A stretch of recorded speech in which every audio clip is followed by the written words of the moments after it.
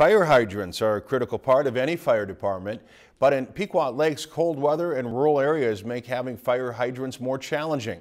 Our Scott Sheehan tells us how their fire department has adapted.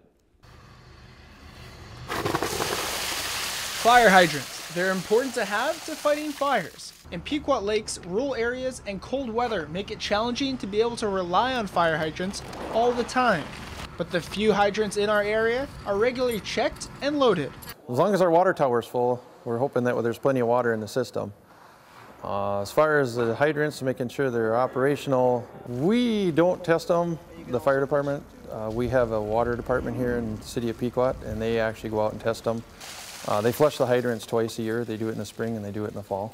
To keep them from freezing during the winter, the hydrant pipes and valves are buried 8 feet below the ground, hopefully deeper than the frost line. The firefighters also have to make sure they shut off the water properly after they use them. As long as we don't get a cold winter like we had last year where the frost went over 9 feet deep, the hydrant shouldn't freeze. Because Pequot Lakes Fire Department covers mostly a rural area, they've learned how to adapt to not needing to use fire hydrants, which lessens the chance of the hydrants freezing during the winter.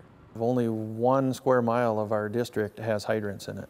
So we're pretty efficient at using the tanker and the drop tank to get the water to the engine. So even in a fire that we have in town that has hydrants, just because we're so used to it, we drop that first tank of water and then we hook up to the hydrant and fill from there. Pequot Lakes Water on Wheels, or WOW, consists of 3 water tanker trucks hauling almost 8,000 gallons between them.